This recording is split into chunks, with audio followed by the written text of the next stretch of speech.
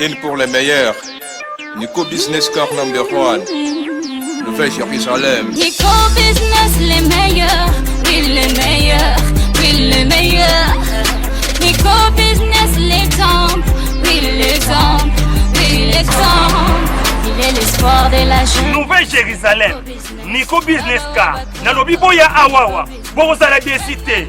Mituka nyoso. Confort. Garantie assurée. Kilométrage normal. Bamituka yote na prix à bien. En plus, incomparable. Prix abordable. Nouvelle Jérusalem chez Nico Business Car. Tukuna importe miotoka ya kuachana. Kisha ekunafanya vente na location ya miotoka ya kuachana. Achat sur internet ni tayari. Nico Business Car ekunauzisha miotoka ya kila namuna. Nico Business Car chez Jean-Jacques Chilumba. Tuko ku numéro 102 Manyema Coin Kimbangu. Nico Business Car ukitafuta ku Twitter igasimu ku 099 701 81 134 wala 085 34 27 171. Nico Business Car, King of Pickup. Nico Business Car, la rapidité. Nico Business Car, l'excellence. À Kiamungu. La Nouvelle Jérusalem, chez les Nico Business. Tonton, ce n'est pas de la magie. Voyons, c'est qui a motoka?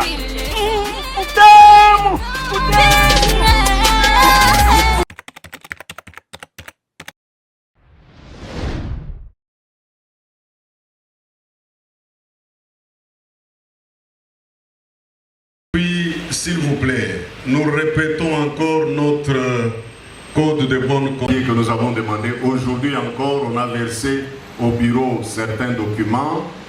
La commission administrative, elle doit s'occuper des finances. Nous pouvions dire aussi la commission administrative financière. Et tout simplement, vous rappelez que hier, vous aviez dit que la réunion prend fin à 12 heures. C'est ça ma préoccupation. Merci beaucoup, doyen. Nous ne pouvons pas nous présenter devant vous avec des manuscrits. Mais nous le faisons pour les besoins de la cour. Et nous vous donnons la parole. Venez présenter votre inquiétude. Mais ne commencez pas par des propos qui risquent de mettre les gens mal à l'aise. Nous sommes tous serviteurs les uns les autres. Et nous participons tous à là où nous en sommes. Vous aviez la parole. Sans pratiquer la prophétie, je suis en train de voir le soubassement de votre question. Hier, nous avons fait une remise et reprise. Je crois que c'est ce que vous cherchez, vous voulez voir clair. Avec notre commission, nous avons fait la remise et reprise. Elle est en train de continuer. Elle n'est pas terminée. Nous n'avons pas fait la remise et reprise des finances. Parce que les finances, c'est un domaine délicat où les choses doivent être clairement expliquées. OK? Nous sommes déjà dans les espaces. Et dans l'espace, nous avons une assemblée qui a un bureau et qui a ouvert, qui s'ouvre sur les travaux des commissions. Et il y a au moins 6 commissions qui ont été ouvertes. Moi, particulièrement, je suis président de la commission de développement. Parce que déjà, ce que je fais, c'est du développement. Parce qu'une église, une confession n'existe que par son esprit qui est dans un corps. Et le développement représente le corps. Ok, si vous pouvez faire une petite synthèse à Lingala par rapport à ce que vous avez fait. Ok, merci beaucoup. Je vais parler aussi en Lingala parce que c'est la langue de tout le monde, c'est la langue congolaise. Lelo, tozali ko travailler dans l'Assemblée générale. Déjà, tobandaki, toza déjà na kati ya ba commission. Na ba commission, nous allons travailler même le dimanche. Et lundi, toko zonga ko présenter ba rapport ya ba commission. Et puis, toko tiango na assemblée générale. Et puis, on va continuer procédure mususu ya élection, ya assemblée générale. Merci, pasteur. Merci. Nous sommes ici des excellences évêques, des éminents serviteurs de Dieu, et nous sommes intellectuels. Nous ne pouvons pas préjudicier notre confession religieuse. Nous sommes passés, comme l'a dit mon prédécesseur, il y a une convocation qui a été publiée dans le journal officiel. Quand on publie dans le journal officiel, c'est-à-dire que c'est opposable à tous, même les bébés. Donc tout le monde est censé être, il y a eu des éléments qu'on a donnés ici qu'on pouvait rejeter juridiquement. Parce que lorsque vous avez même un arrêté, lorsque vous avez même conclu des travaux en groupe, lorsque vous les publiez au journal officiel, quel est le rôle du journal officiel? C'est pour que personne ne puisse vous attaquer qu'il n'a pas été informé. Donc le journal officiel informe tout le monde que nous sommes devant l'Assemblée élective, l'Assemblée je ne sais pas comment on l'appelle, l'Assemblée électorale. Et transformer tout d'un coup de l'Assemblée directement à l'Assemblée ordinaire, ça n'existe pas. Sur le plan juridique, je ne vois pas comment on va passer par là. Parce qu'on peut encore attaquer, on va attendre jusqu'à vous saisissez tout, vous terminez, j'attaque. J'attaque ça. Il y a une violation. Qu'est-ce qu'on fait? On va trouver des passerelles. Ça restera toujours l'Assemblée élective. Mais les points qui concernaient, parce que nous sommes serviteurs de Dieu, les points qui concernaient notre réconciliation doivent être ajoutés dans l'Assemblée. Comme les points que vous venez d'ajouter là-bas, ça devait exister toujours dans l'Assemblée. J'ai été au ministère, moi. J'ai causé avec le secrétaire général, qui est mon collègue directeur, qui fait l'AI secrétaire général. Et il m'a dit ceci: il faudrait que tout ce que vous avez comme problème, vous les insérez dans l'Assemblée. Et c'est dans l'Assemblée, ici, qui ne peut pas se transformer en Assemblée ordinaire, mais c'est tout la même Assemblée, parce que les documents que nous avons, ce sont les documents, tous les documents sont écrits. Le macaron que vous avez, lisez le macaron, c'est écrit aussi Assemblée élective. Nous risquons de commettre une erreur grave. Prenons toujours l'Assemblée générale et en y ajoutant les points que nous avons, sans pour autant dire que c'est l'Assemblée ordinaire. Merci beaucoup. Bonjour.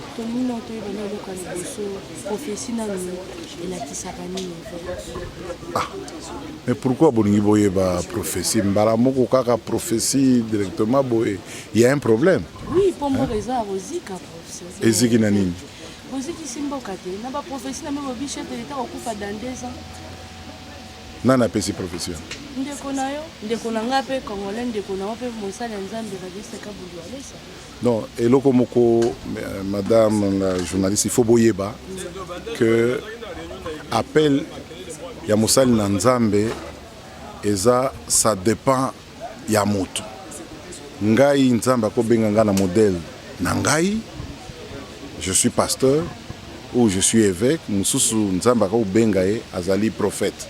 Mususu nzamba ko bengaye azaleni docteur de la parole. Mususu ko bengaye évangéliste. Siko prophétie et salemaka de plusieurs façons. Toki koza en église, molimo musantu akiteli par exemple musali naye alakisi atondisi na maloba et puis musali na nzambe a examiné yango et puis apesi. Alors mabeza wapi? Soki muto ya sala ka musala na ye ezali kopesa prophétie comme on a ezalaka prophète. Soki apesi prophétie, ça ne sert à rien ya ko se troubler. Prophétie ezalaka ya solo soki ekokisami. Soki ekokisami, à ce moment-là bino ba oyo boza ba prophète boloba nini que prophétie ezali ya solo. Mais maintenant problème nini oyo bino boko attaquer prophétie?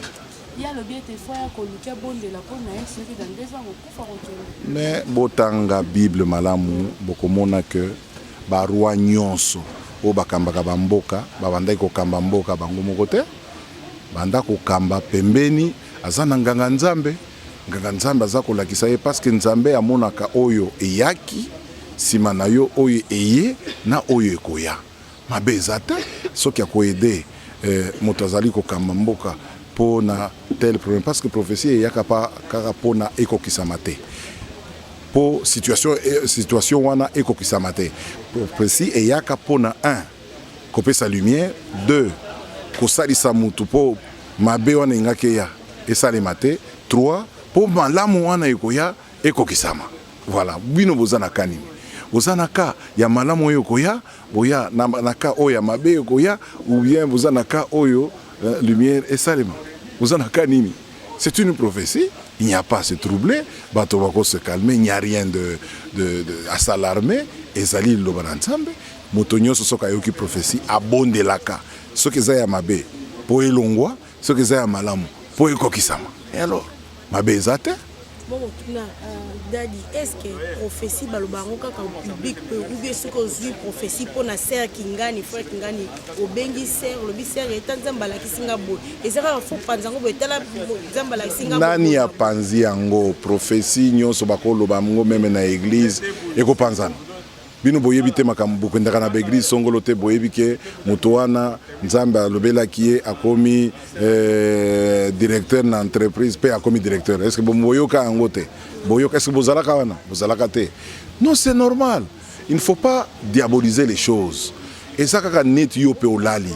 Olamuki na ndako, omoni nete eloko moko ekwei likolo ya ndako na bino, ndako ekwei mwana bukani.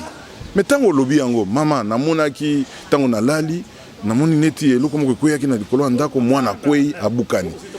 Bon négligé. Et puis par après bomonika, oh non, ezaki nde libanga moko munene kwei yaki na nani na ndako, mwana ngai bima a tutani na libanga yango akwei abukani. Siko wana kolobani. Ça ne sert à rien de pouvoir envenimer la situation. Ngana sengi na bino ba journaliste. Parce que je sais que molimo eza na kati ya moko na bino. Ce qui yo moko analyser, il n'y a pas de mal en ça. Le problème, méthodologie à copier c'est la yango, ça dépend des personnes. Ngana ebi ke mutu wana oyo bozo kanisa ki aloba ki mabe te so ki aloba ki peut-être batonde ba diaboliser ba multiplier awana Congo ezaka bongo balobi a radio trottoir la memi be. C'est ça le problème au Congo. Ça ne sert à rien, tous à la calme. Nzambe azali nzambe mabongisi. De ce qui donne sa bénédiction, la bénédiction nzambe ezalaka jamais suivi à chagrin. Bénédiction nzambe ezalaka toujours wa succès en succès. C'est bozo kendelo na mapona. Est-ce que vous pouvez vous savoir na bandeko mususu bakenda tezala kabine moko kaka ndi bozala na kati ya RC pour te bike mon question bosoni soni bozali parce que muku nazwa ba oyo babengaka bano ba esika excusez moi pour la terme ba pasteur wa begiza mikie ndenge babengaka ba bilosko wa bozo sko bato ba net yo kana yo mona évêque bato mitu ba o bazana makasi na théologie te eza bongo te wana eza bilobela toujours ya nzela ngai fonctionne nganani nazali coordinateur national des écoles conventionnées de réveil sur toute l'étendue de la République. Boye bisanga bato na ngotali bazana coordination nationale des écoles conventionnées de réveil. Esanga et pananga nazana bango nyonso soki na boende okuta ba école ya ba pasteur Ngalasi ya la louange soki je et panangai nazana bato nyonso eza lokuta wana ezaka songi. Est-ce que boyoki confession mususu na mboka na biso tozana oui confession.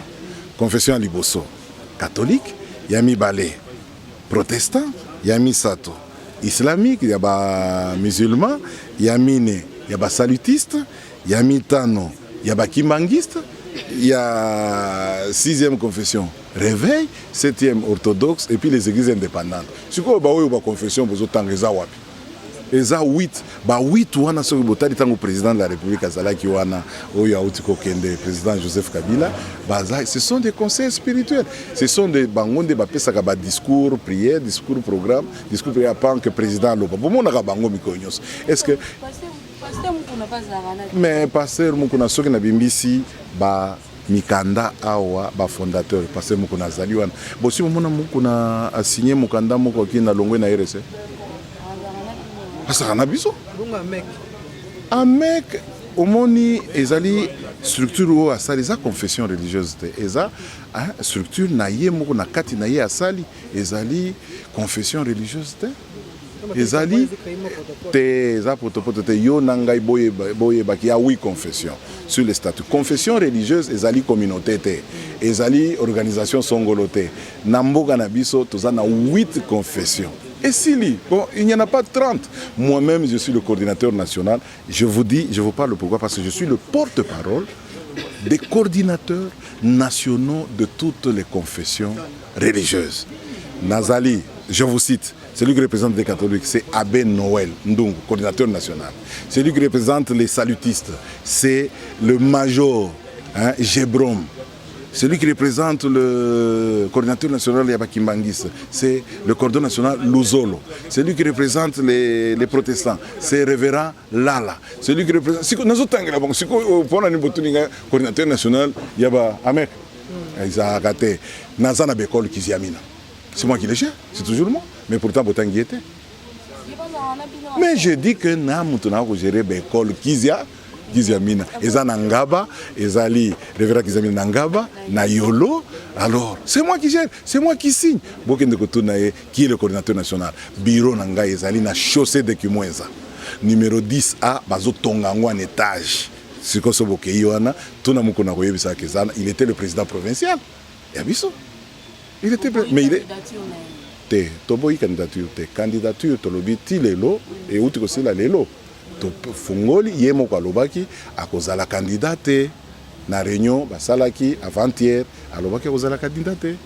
Donc nyoso bozo ka ezali diabulu musala na ye yango wana bisika balobi a diabulu yaka na be mutu moko te condition. Ce n'est pas n'importe qui à cause de la représentant légal, il y a des conditions. Ce que vous avez des conditions au-delà de 50 ans, et puis dans la condition financière, c'est tout, c'est non remboursable. Alors, Baoyo va payer, par exemple, balé.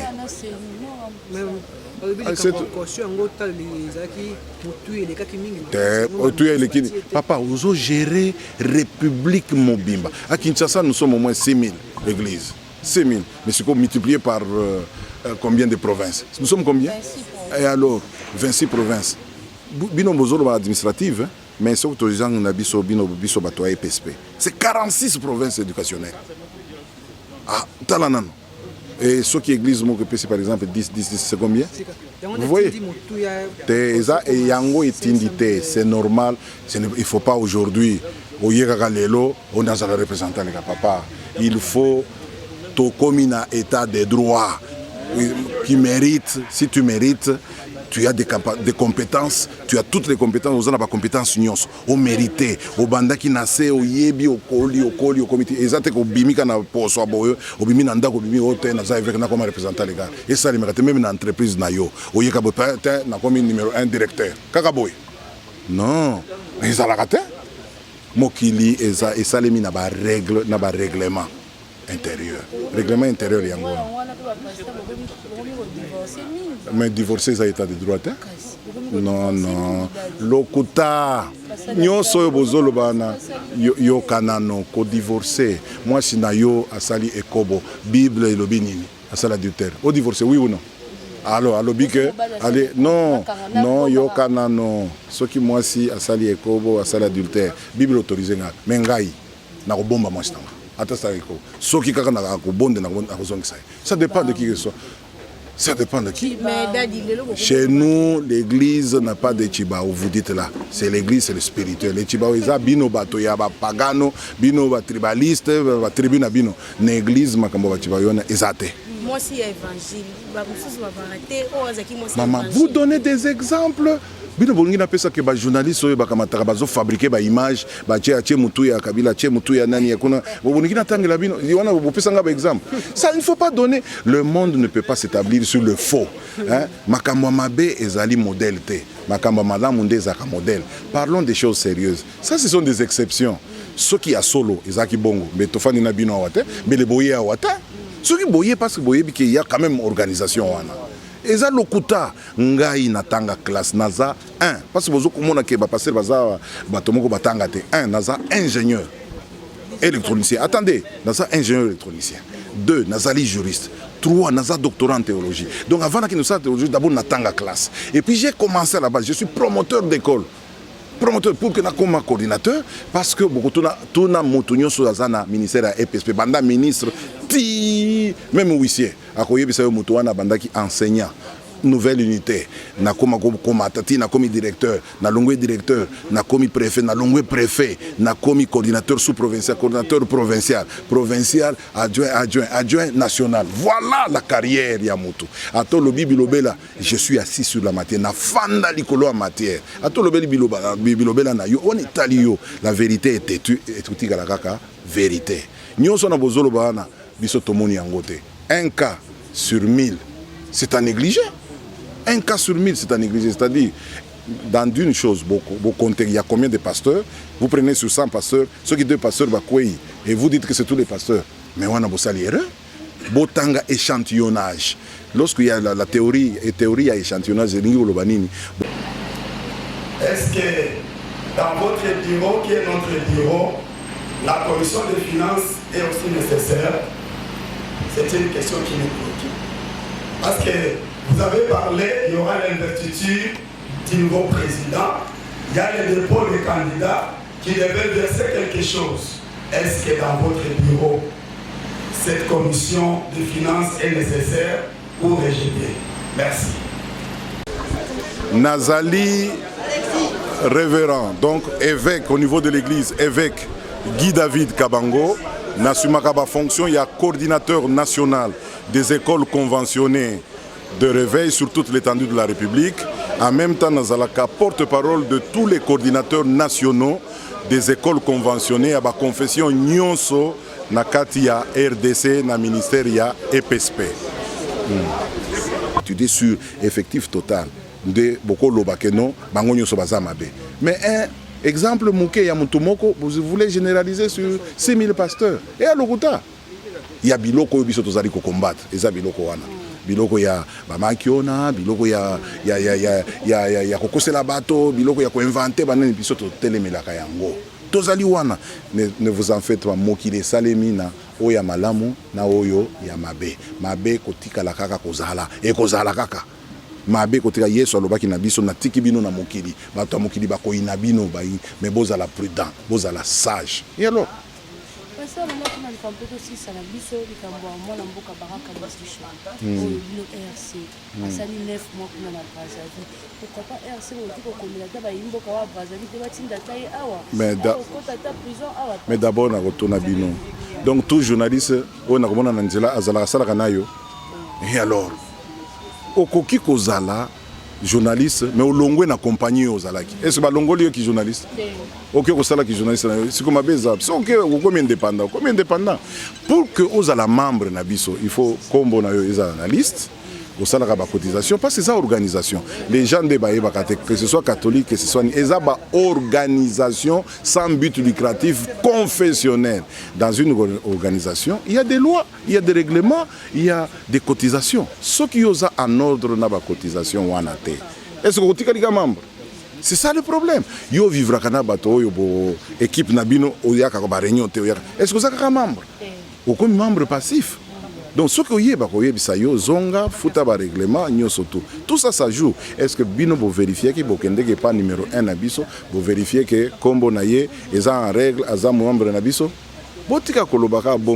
Tous les catholiques ne sont pas catholiques, je peux vous dire ça. Tous les catholiques ne sont pas catholiques. Tous les réveils n'est pas RSC. Olobi? Il y a un expliqué. Mais il y a catholique orthodoxe. Est-ce que c'est catholique romaine? Non. Il y a les réveils, les lots na yo ki bato mususu batam basam neti bakitawala bazali na intérieur. Basambelaka les mususu yo ki balongoli bilamba. Est-ce que bomoninga na longoli bilamba? Alors, papa, nanda ko nyonso, même nanda ko na yo. Il y a mutu moko za mulai, moko za mukuse. Pourtant papa na za mukuse, mais yo za mulai. Tu peux m'expliquer ça? Neni yo le ki mulai ou le ki papa na mulai. Ce sont des choses naturelles qui arrivent. L'essentiel, les a kombo moko yo, bolati kombo ya papa na bino. Mais il y a des gens qui sont mibali. Comment on peut na famille na biso ba zabasi, ba zamibali. C'est la nature qui fait comme ça que au sutuki, au komi mwasi, au sutuki au botami mobali. C'est ça.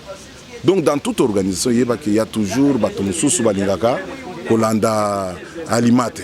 Alors batouana qu'est-ce qu'il faut faire? Il faut que zongi sabango na alimate. Et alors, c'est tout. Oui. La Bible dit quoi? Mais moi, je vais vous dire, le premier. omoni président provincial nani bon na okene musikate première élection où Salé Macao. C'était qui était le candidat? Moutombo était candidat? Était candidat. C'est tout ce que je peux vous dire. Moutombo, tout ce qu'il prêche. Ma femme, moi. Moi, je suis pasteur. Mes enfants vont parfois prier chez lui. Vous allez vous dire qu'il n'est pas avec nous. Ce qui nous réunit d'abord, c'est quoi? Vous dites? Qui est plus? Vous savez pourquoi Bazak Funda? Liboso Wanda Funda Banda Funda était pour Nani. Botiki Olangi. Botiki Baolangi. Parce qu'à côté, à Olangi Banda côté. C'est lui qui attaque les démons vont l'attaquer. Ce qui est théâtre, vous avez des démons. Les démons bakosala makasi bazonga contre eux. Si tu prêches contre les sorciers, les sorciers bakosala lingomba na bango pe babanda ko attaquer. C'est ça la parole de Dieu. Je vous mais tango bakwataki bakosala le côté parce que azana nguya ya mulumu santo yeko boma. Ce qui azaki mutamaki mais ba tomaki ba boma ite total. Yo oza ozali rouge, ozobengana rouge Jesus. Eko salema te. Si réellement oza na kana bango, eko salema te. Ah bon, eloko côté spirituel, mandeni ko bima bakona. Nini? Eloko côté spirituel, mandeni ko bimisa mo mbamu. Na poser kabino question spirituellement ekoti na zemi na ye na mari. Abimi nzoto ya Yesu. Boko expliquer. Wana bondimi. Wana bondimi. Te na tuni spirituellement parce que Maria zaki na mobali. Maria zaki na mobali te na pièce bino pourquoi vous pèsez exemple wana te spirituellement ekoti na Marie zemi Maria boti nzoto siko wana mabe zate kaka oyo ya ba nani nde mabe. Le général a donné les raisons pour lesquelles nous devrions avoir une assemblée générale ordinaire. Mais je voudrais vous rassurer que votre bureau, après avoir étudié les circonstances dans lesquelles cette assemblée a commencé ses assises, a trouvé mieux que cette assemblée nous amène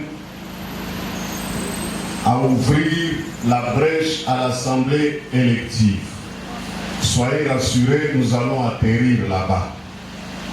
Donc nous avons un même esprit. Écrire une lettre au ministère de la Justice, c'est la voie légale. Mais je voudrais aussi vous informer que le secrétaire général au ministère de la Justice s'est déplacé lui-même en personne ce matin pour venir nous rencontrer ici et nous encourager à tenir ces assises. Donc nous ne sommes pas dans l'irrégularité, nous continuons à faire le travail avec vous dans un esprit de conciliation et le Seigneur permettant, nous allons bien atterrir. Donc votre émotion incidentielle est la bienvenue, mais la réponse est aussi là. Rapidement, au travail, à la mise en place des commissions de réforme qui vont nous aider à arriver aux élections. Je vais faire et puis nous allons commencer notre travail normalement. Mais nous ne pouvions pas vous faire... Évidemment, à chaque commission, vous savez, quand on est à l'Assemblée générale, c'est le sol que pour l'avenir, nous préparons déjà l'avenir. Et la jeunesse incarne aujourd'hui 80% dans nos églises. Mais je vois qu'on n'a pas fait attention sur ça. Et c'est une force qui va soutenir ce que nous sommes en train de faire aujourd'hui. Mais sur ce, je vois qu'on n'a pas fait attention sur ça. C'est pour cela, en étant les représentants, je ne peux pas passer silence comme ça et je suis sorti pour demander la cause de la jeunesse. Merci beaucoup. Merci beaucoup. Vous voyez, parce que si les jeunes sont éveillés, comprennent la chose de Dieu, nous allons acquérir beaucoup de choses et puis il y a encore l'épanouissement de cette église viendra parce que les jeunes sont debout. Alors nous voulons apporter notre contribution et faire voir aux faces du monde que l'église de Réveil a une garnison de jeunes qui ont de bonnes ambitions, qui rêvent l'avenir demain et qui va apporter aussi des amendements dans beaucoup de choses, même dans l'institution de notre pays. C'est ce que nous pensons demain pour la jeunesse et Mboka Nabiso, jeunesse et l'église de réveil en particulier. Est-ce que la proposition est adoptée dans l'Assemblée plénière? Si elle est adoptée dans le bureau en compte, il y aura toute une commission qui sera siégée dans chaque assemblée pour parler, défendre les jeunes et l'église de réveil en particulier, les jeunes et Mboka Nabiso.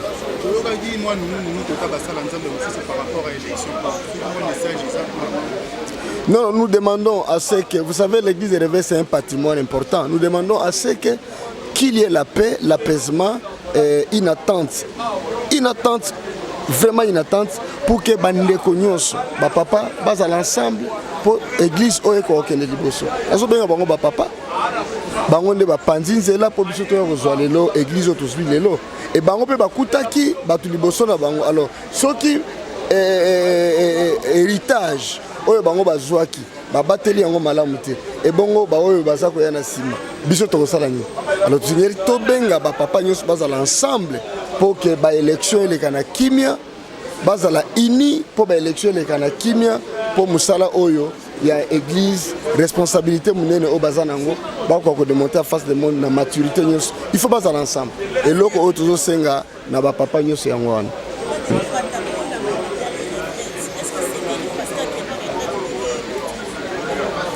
Pasteur qui est en retraite. Non, retraite on est allé retraite il y a évêque général. Donc on préparait fin mandat naïe. En fait, après mandat naïe, vini na kozala nango, ba disposition ni otuzo yango tuzo ko adopter yango et surtout particulièrement dans un rapporteur il y a commission ana oza statuer après fonction évêque général vini oya ko même. Je crois que bozala awa lundi tant qu'on peut ça likanisi on peut contribution à biso parce que après kozala évêque général, il reste pasteur dans son église. Il reste pasteur dans son communauté, mais il reste une figure emblématique. Il y a l'église de réveil. Parce à cause de Moussala Oyasali. Évêque général Kankenza, il est maintenant une figure emblématique de l'église de réveil, dont cette commission est statuée pour voir quelle sera maintenant sa vie après. Merci beaucoup. Bonjour. Moi, un mot par rapport à la travaux et à la commission Salami pour l'élection et à jour. Merci Mingi. Bon, aujourd'hui tu as constitué ma commission. Tu as 5 commissions. La commission se réunit pour te statuer sur les élections. Que la résolution sur la commission lundi. Parce que nous avons un membre bureau. Alors, on a assisté à la commission de mon côté. Il y a la commission qui continue jusqu'à lundi à partir de 13h. La résolution va opter pour tout ce débat pour la ce qui est passé, ce qui est passé. Maman, tout le monde est membre bureau par rapport à un candidat, un candidat qui s'est excusé par rapport à membre qui tant que membre du bureau, pour la salle ensemble.